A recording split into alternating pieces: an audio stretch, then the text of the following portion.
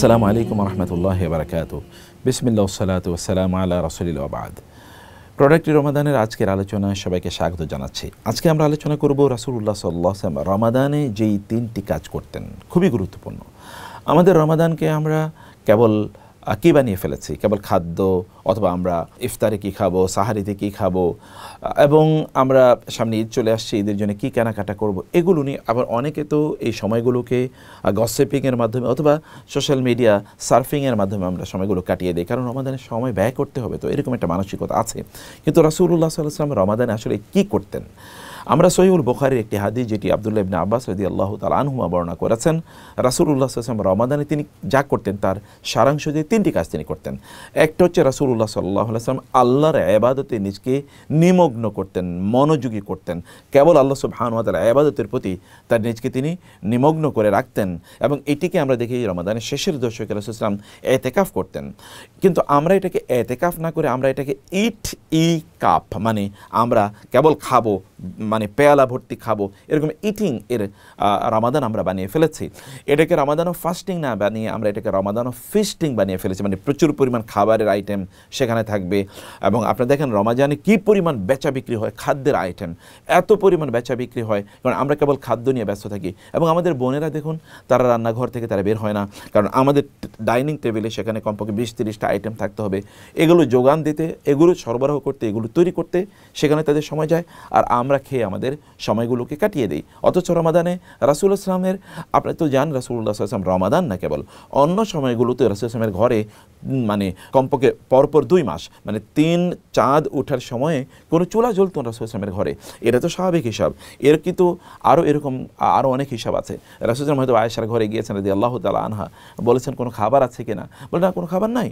তখন তিনি বলতেন ফাইন্নী সাইমুন ফাইজান আনি ইন্নী সাইমুন ফাইজান আনা সাইমুন, তাহলে আমি রোজা রাখলাম, মানে খাদ্যের না পেয়ে তিনি রোজা রাখতেন। এবং তাদের শারীরিক গঠনের কথা আপনি চিন্তা করে দেখুন, সাহাবায়ে কেরাম রাদিয়াল্লাহু তাআলা আনহুম, রাসূলুল্লাহ সাল্লাল্লাহু আলাইহি ওয়াসাল্লাম তাদের 63-65 বছর বয়সেও তারা কী পরিমাণ ইবাদত করেছেন রাতের বেলা। আমরা তো এখন ইবাদত করতে পারি না, আমাদের হাত ব্যথা করে, পা ব্যথা করে, পেট ব্যথা করে, শরীর ব্যথা করে, কোমর ব্যথা করে, পিঠ ব্যথা করে, মাথা ব্যথা করে, কত ধরনের প্রবলেম আমাদের, দাঁড়িয়ে থাকতে পারি না, ঘুরে পড়ে যাই। কারণ হচ্ছে সত্যিকার অর্থে আমরা খাদ্যের পেছনে অনেক বেশি সময় দেওয়ার কারণে আমরা অসুস্থ হয়ে যাচ্ছি, কারণ খাদ্য মানুষকে সুস্থ বানায় না, অসুস্থ বানায়। এবং আমরা অপরিমিত যখন খাই তখন আমাদের ইবাদতগুলো আর ঠিকমতো হয় না। অনেকেই এত পরিমাণ ইফতারের আইটেম আমরা ভক্ষণ করি যে ইফতারের পরে ইবাদত করার যে এনার্জি আমাদের থাকার দরকার, সেই এনার্জি আমরা কিন্তু হারিয়ে ফেলি। ফলে আমরা তারাবির নামাজ আদায় করতে পারি না, তাহাজ্জুদ পড়ার মতো আমাদের সে মন মানসিকতা থাকে না, এবং এশার নামাজও আমরা কিন্তু জামাতে আদায় করতে পারি না, বরং আমাদেরকে একটু রেস্টে যেতে হয়, একটু ঘুমাতে যেতে হয়। অথচ মাগরিব থেকে এশার সময়টা কিন্তু মোস্ট প্রোডাক্টিভ। এই সময় আপনি কোরআন তেলাওয়াত করতে পারতেন, রাসূলের জীবনী পড়তে পারতেন, আপনি তাসবিহ তাহলিল করতে পারতেন, আপনি বাসায় একটু হালাকা বা দার্স করতে পারতেন, ইত্যাদি অনেক কাজ করতে পারতেন। কিন্তু প্রচুর পরিমাণ খাবারের কারণে আমরা সেই কাজটি করছি। রাসূলুল্লাহ সাল্লাল্লাহু আলাইহি ওয়াসাল্লামের ইফতারের আইটেম কী ছিল?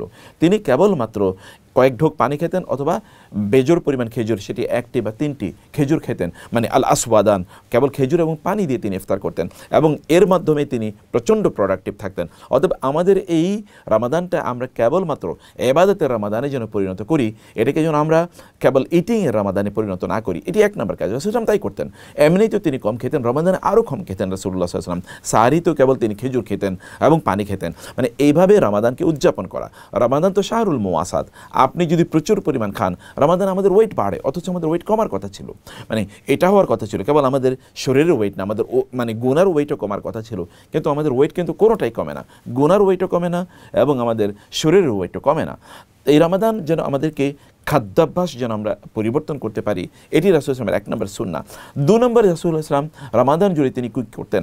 আপনি দেখুন যে রাসূলুল্লাহ সাল্লাল্লাহু আলাইহি ওয়াসাল্লাম রমাদানে জিবরিল আলাইহিস সালাতু ওয়াসসালামের সাথে ফায়ুদারিসুল কোরআন, তারা উভয়ে বসে কোরআন তারা চর্চা করতেন। মানে রাসূলুল্লাহ সাল্লাল্লাহু আলাইহি ওয়াসাল্লাম একবার জিবরিল আলাইহিস সালামকে কোরআন শোনাতেন, জিবরিল রাসূলুল্লাহ সাল্লাল্লাহু আলাইহি ওয়াসাল্লামকে কোরআন শোনাতেন, এভাবে কোরআন শুনতেন। কিন্তু এই কোরআন শোনার মধ্যে যেন আমরা সীমাবদ্ধ না থাকি, বা কোরআন পড়ার মধ্যে যেন সীমাবদ্ধ না থাকি। কোরআন বোঝার জন্য আমাদের সময় ব্যয় করা দরকার। আপনি কোরআন পড়ছেন, কিন্তু কোরআন কি আপনার নিজের মাঝে কোনো পরিবর্তন তৈরি করতে পেরেছে কিনা বলুন তো?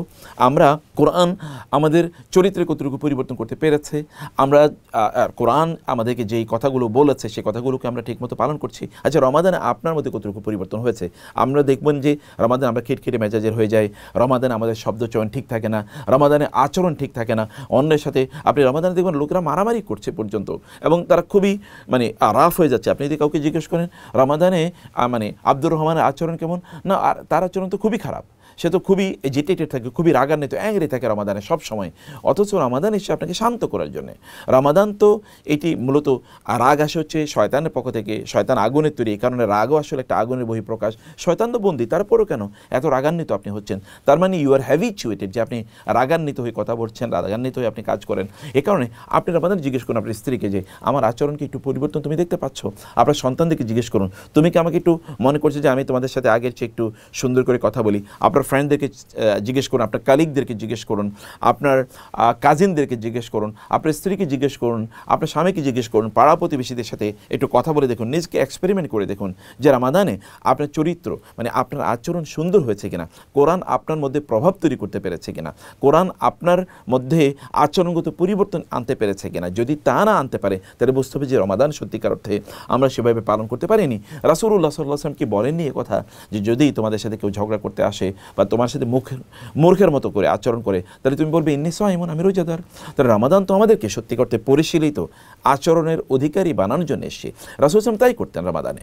আমরাও যেন রমাদানে কোরআনের সাথে যেন আমাদের সময় অনেক বেশি কাটাই, আর কোরআন যেন আমাদেরকে পরিবর্তন করতে পারে। মানুষ যেন না বলে যে মুসলমানদেরকে মানে কোরআনও পরিবর্তন করতে পারেনি, রমাদানও পরিবর্তন করতে পারেনি, এই কথা যেন না বলে। অতএব আপনি মানুষ যেন বলে উনি কেন এত ভালো হয়ে গেল, কারণ হচ্ছে উনি কোরআনের একজন সেবক। উনি কেন এত ভালো হয়ে গেল, কারণ রমাদান এসে কারণে তার আচরণ এত ভালো হয়ে গেছে। রমাদান যেন আপনার মধ্যে বাহ্যিক পরিবর্তন তৈরি করে, আভ্যন্তরীণ পরিবর্তন তৈরি করে, এটি আমাদের রাসূল সাল্লাল্লাহু আলাইহি ওয়াসাল্লামের 2 নম্বর কাজ ছিল এবং রাসূল সাল্লাল্লাহু আলাইহি ওয়াসাল্লাম এই কাজটি করতেন। 3 নম্বরে রমাদান রাসূলুল্লাহ সাল্লাল্লাহু আলাইহি ওয়াসাল্লাম তিনি উন্মুক্ত বাতাসের চেয়েও অনেক বেশি দানশীল হয়ে পড়তেন। আমরা আপনাদেরকে বলবো যে আপনারা কেবল ফাইন্যান্সিয়াল মানে অর্থনৈতিক দানের কথাই আমরা বলছি না, আপনারা মানে রমাদানে এমনভাবে আপনাদের জীবনটাকে পরিচালনা করুন, উন্মুক্ত বাতাস যেমনভাবে প্রত্যেকের জন্য কল্যাণকর হয় আপনারাও মানুষের জন্য কল্যাণকর হন। মানুষের সাহায্যে এগিয়ে যান, মানুষের সাথে সুন্দর করে কথা বলুন, স্মাইলিং ফেসে অর্থাৎ হাসি মুখে মানুষের সাথে কথা বলুন, এবং আপনি এই রমাদানে আপনার সামর্থ্য অনুসারে দান সাদাকা করুন, মানুষকে সাহায্য সহযোগিতা করুন। কেবল অর্থনৈতিক সাহায্য সহযোগিতা না, কাউকে ধরুন একটু পথ দেখানো, একটু দিনই কথাবার্তা বলা, একজনকে সুন্দর একটু পরামর্শ প্রদান করা, কারোর সাথে যদি সম্পর্ক হানি হয়ে থাকে, সম্পর্ক খারাপ হয়ে থাকে, সম্পর্কটা দ্রুত সমাধান করে নেওয়া, আত্মীয় স্বজন একটু খোঁজ খবর নেওয়া, এবং তাদের সাহায্যে কমপক্ষে মানে আপনি আর্থিকভাবে না যেতে পারেন একটু সময় দিয়ে তাদেরকে সাহায্য করুন, একটু খোঁজ খবর নিয়ে তাদেরকে সাহায্য করুন, তাদের কষ্টের কথাগুলো একটু শুনুন, একটু তাদেরকে মানে একটু সান্ত্বনা প্রদান করুন। এইভাবেও কিন্তু আল কালিমাতু তাইয়্যিবাতু সাদাকাতুন, তাবাসসুমুকা ফি ওয়াজহি আখিকা সাদাকাতুন, ইমাতাতুল আদা আনি তরিকি সাদাকাতুন। রাসূল সাল্লাল্লাহু আলাইহি ওয়াসাল্লাম বলেছেন ইদখালুস সুরুরি ফি কুলুবিল মুসলিমিনা সাদাকাতুন, মানে কোনো মুসলমানকে তার কষ্টের সময় একটু সাহায্য করা, একটু সান্ত্বনা প্রদান করা, এবং কাউকে পথ দেখিয়ে দেওয়া, মানে রাস্তা থেকে কষ্টদায়ক জিনিসগুলো সরিয়ে দেওয়া, এগুলো সব কিছু সাদাকা, এগুলো সব কিছু দানের একটা সওয়াব আপনি পাবেন। রাসূল সাল্লাল্লাহু আলাইহি ওয়াসাল্লাম যেমনভাবে উন্মুক্তভাবে তিনি উন্মুক্ত বাতাসের চেয়ে বেশি দানশীল হয়ে পড়তেন। উন্মুক্ত বাতাস যেমনইভাবে মানে নারী পুরুষ ছোট বড় মুসলিম অমুসলিম এবং মানুষ এবং প্রাণী নির্বিশেষে সবাইকে তার বাতাস দিয়ে শান্ত করে থাকে এবং বাতাস দিয়ে তাকে জীবিত করে থাকে, পুনর্জীবিত করে থাকে। আমরাও যেন অন্যদেরকে এভাবে জীবিত করি আমাদের আচরণের মাধ্যমে, আমাদের কথাবার্তার মাধ্যমে, আমাদের দৃষ্টিভঙ্গির মাধ্যমে। এইভাবে রাসূল সাল্লাল্লাহু আলাইহি ওয়াসাল্লাম তার রমাদানগুলোকে উদযাপন করতেন। আমরাও যেন এই 3টি কাজের মাধ্যমে আমাদের এবারের রমাদানকে উদযাপন করি। আল্লাহ তাআলা আমাদেরকে সেই তৌফিক দান করুন। আল্লাহুম্মা আমিন। ওয়াসসালামু আলাইকুম ওয়া রাহমাতুল্লাহি ওয়া বারাকাতুহু।